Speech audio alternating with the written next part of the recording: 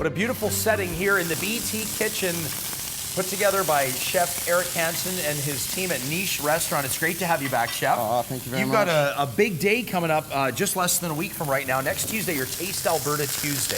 Yeah, so doing an event with all local products. We've got farmers and chefs coming together here to highlight the good food that we have in Alberta. No, I love it. Of course, when you think Alberta, you think beef, and you're going to make that the star of this dish, but you're not pairing it with the standard potatoes and veg in the sort of the traditional sense. No, it's springtime, so we're gonna do a nice rare beef salad. Okay.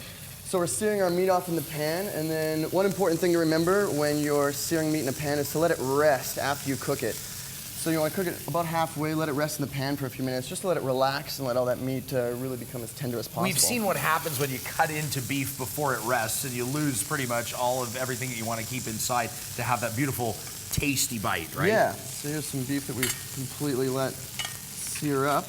Now, the whole idea of this dish, Eric, is that it's all local, including the course, greens for the salad and everything, hey? Yeah, everything. So we've got arugula that we've snipped up just from our little planters growing from Salisbury Greenhouse. And then I'll get you to throw some red peppers in there. No, you've already prepped everything to make it super easy for me. Okay, what about the cheese? We're even going local with the cheese? Yeah, that's from Fairwind Farms. So this is just coming in out of Alberta. She has great pecorino, and this one's a herb de Provence that she just brought over for me. Right on. Am I throwing the cheese in now as well? Just a little pinch, and then we'll throw the rest on top. Okay, good stuff. And then here's some mushrooms from Mona's Mushrooms. I'm gonna show a real easy trick. I just throw the mushrooms straight into the pot with a little sprig of rosemary. Okay.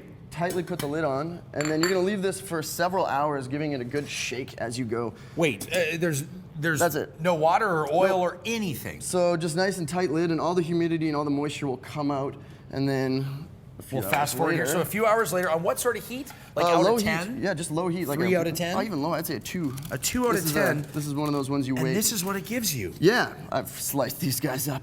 Wow. That's the magic right there. So they whittled down. Now it's got a great rosemary flavor, and you can add a little sprinkle of a balsamic vinegar if you like. This must smell unbelievable in the kitchen too, though. Oh yeah, it's fantastic. Okay, now are you letting these cool to a room temperature? Yeah, right before you cut them, it makes life a little bit easier for you.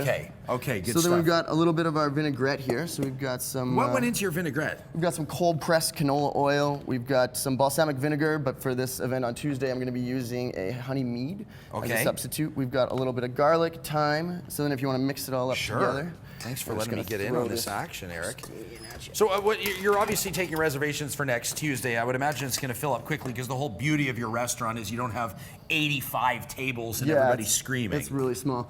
So we've got a few seats left, so we figured we'd come on and talk about it. Put all the information on our website. So is this ready to be plated, Yeah, Chef? you want to throw it into the middle of the bowl. Okay. Where'd you dream up this idea? You think too many people focus on beef in sort of a pigeonholed perspective and don't think of a salad? This was one I picked up in Australia, actually. It was, really? Yeah, with the mushrooms, I had a sous chef that showed me how to do this, and it's been a trick I've used ever since. So there we go, we got this guy, and then we've got our beef that we can pull out. Okay, well, I'll get out of your way and let you do that, Chef.